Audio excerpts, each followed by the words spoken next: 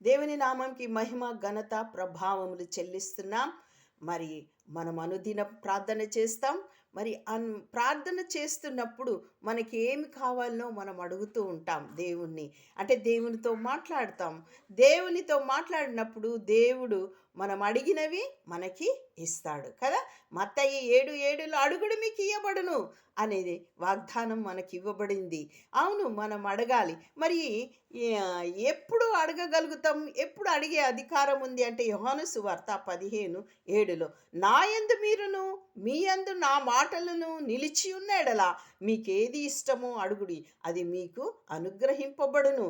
అవును, దేవుని యందు మనము నిలిచి ఉండి ఆయన మాటల మీ యందు నా మాటలు నిలిచి ఉన్న ఎడల అంటే మన హృదయంలో ఆయన వాక్యమును మనము ధ్యానించి రాసుకొని దాని ప్రకారం మనం నడుచుచున్న ఎడల మనకేది ఇష్టము, మనం ఏది ఇష్టపడతాం అప్పుడు?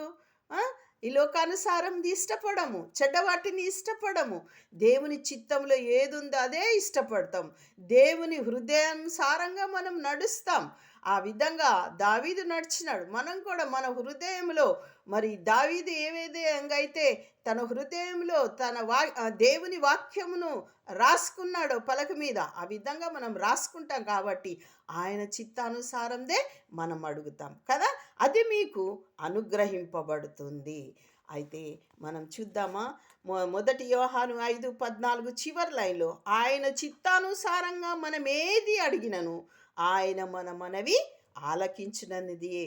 మరి ఆయన చిత్తానుసారంగా మనం అడుగుతాము.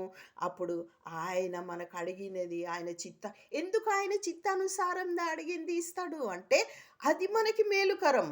ఆయన చిత్తంలో లేనిది మనం అడిగితే అది మనకి కీడుని కలుగజేస్తుంది.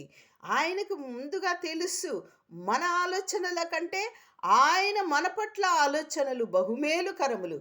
అందుకు ఆయన చిత్తానుసారంగా అడిగిన ఎడల ఆయన మనకి అనుగ్రహిస్తాడు. ఆయన మన మనవి ఆలకిస్తాడు. ఆ విధంగా చేద్దాం, దేవుని చిత్తం చేద్దాం, అడుగుదాం, పొందుదాం. మరి దేవునికి స్తోత్రం. మనము సంతోషిద్దాం దేవునిలో. ఆమేన్, ఆమేన్, ఆమేన్, ఆమేన్, ఆమేన్, ఆమేన్.